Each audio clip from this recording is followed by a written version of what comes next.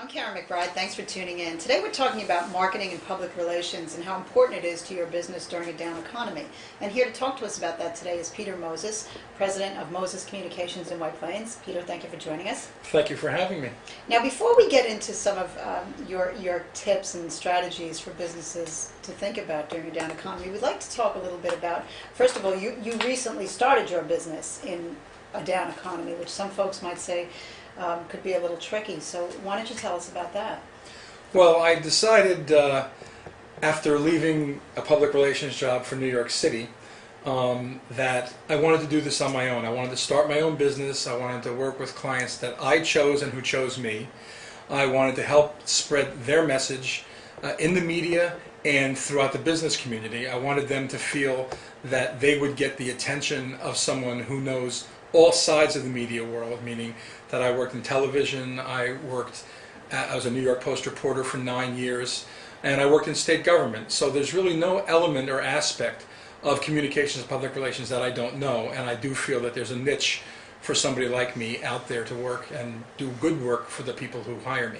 Well, Peter, let's talk about that transition, because you've gone from what we on the news side call, you've gone to the other side. And what was it like to transition from, being a reporter, being on the news side, to now being on the, publicity side? And there's certainly a lot of great PR folks that we work with, in the counties here in the Hudson Valley, and we're looking forward to working more with you. But talk a little bit about that transition. Was it difficult?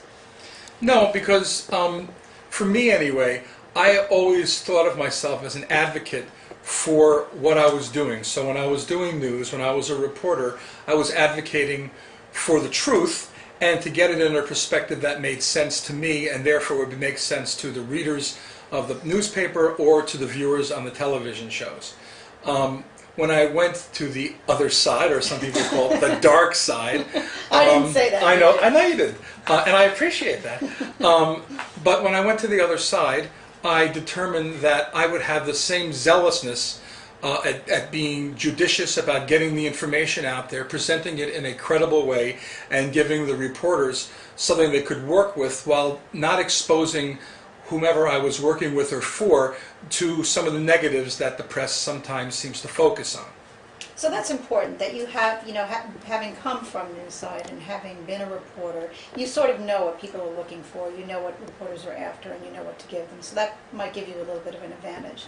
Well, that did give me an advantage, but I think the greater advantage that I have always had is that I'm a good listener, and I was not a reporter who went in with a preconceived set of questions that I was going to ask somebody to, quote, nail them. My theory has always been, and still is, that the best interviews are ones where you allow the person you're interviewing to conduct the interview themselves. So every question you ask should be predicated on the answer they've just given you, because people will be more valuable and therefore be more open to giving you more information if you allow them to just conduct the interview themselves. And when I work with my clients, I, of course, have a totally different set of circumstances that I'm dealing with. I am trying to limit them to stay on message. One of the things that I preach, and I've learned this by covering a lot of trials. I covered a lot of murder trials, a lot of mob trials, and I worked for the Republicans when I worked for New York State, even though I'm not a Republican. I was the lone non-Republican spokesperson for the state of New York in Governor Pataki's last 4.5 years in office. But one thing I've learned is to stay on message. No matter where someone wants to take you,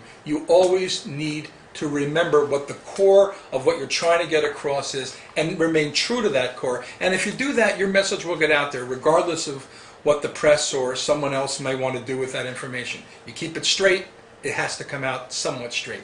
Not completely, but for the most part.